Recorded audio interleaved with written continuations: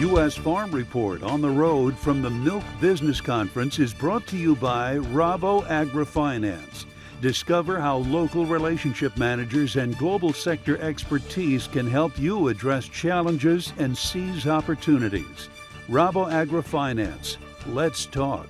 And by Pivot Bio Proven 40, a better nitrogen for corn.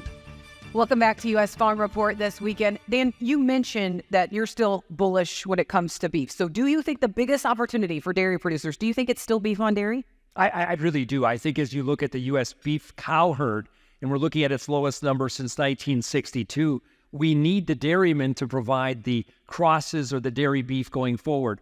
I don't see anybody in the beef industry really expanding the cow-calf operation. So there are age limitations, there's capital limitations, and with that, we need the dairy industry to step up, especially with sex semen and the ability to breed, let's say the bottom 20% of the herd to cross, if you will, to produce that kind of calf that's worth a couple $100 rather than $18 or $20 for a wet bull calf. We had seen some pressure on cattle prices. You think that's just a blip in the road? Yeah, we really saw the pressure. What happened nearby is that we had the cattle industry build bigger carcasses at the same time that we added some placements. Now, as we go forward, placement numbers drop all the way into summer, and I believe that we're going to pull animals forward. So today, the cash market's trading above where Chicago futures are, which means we start to pull the animals that were needing to go to market in October, November into December and January. So I think that story will emerge, and I'm very bullish as we look towards the spring.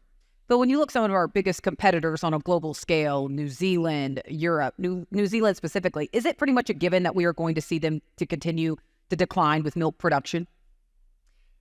Thank you, Phil. I'm sorry. No, I think that's a great question for me to ask. We've done a lot of work on this at Rabobank.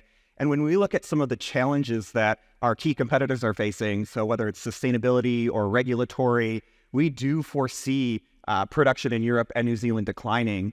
In the longer term, it creates a tremendous opportunity for the U.S. to capture those export markets, to continue to grow our export share and capitalize on what we think is also growing global demand for dairy around the world. So you think the U.S. is in the best position to take advantage? I think that we are in the best position. And in fact, we even foresee kind of a demand gap that we don't know who around the world is going to be able to supply what we foresee as growing global demand by, say, 2030 or even beyond as our competitors decline their milk production.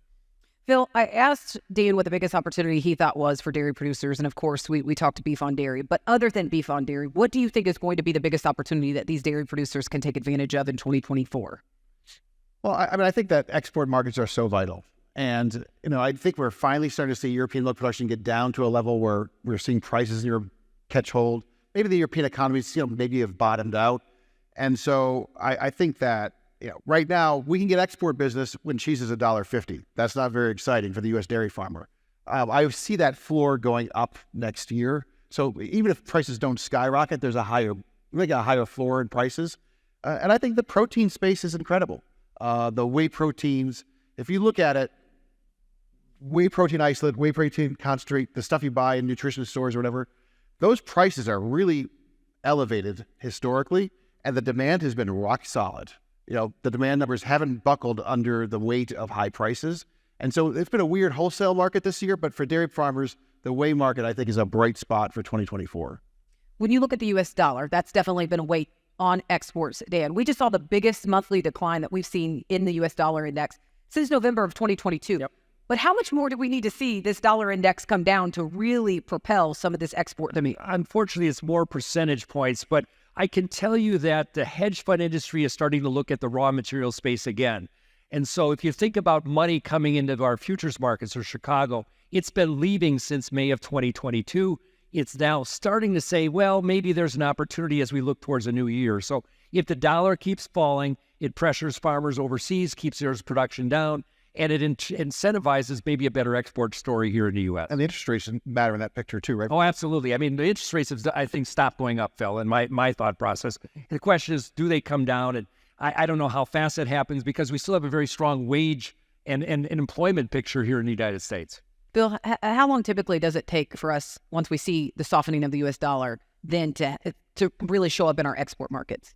I think the story has multiple layers. I think it always matters who has product and who doesn't more than the value of the U.S. dollar. So I think the U.S. dollar dictates overall pricing maybe at a high level. I don't know that it makes, we have to be more competitive. So but I think we got a few percentage points to go. Yeah. I mean, the euro is at 109, 110. Yeah. Yeah.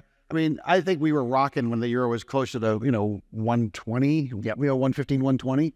So we're not, so far away, but there's still some work to do. Lucas, you agree?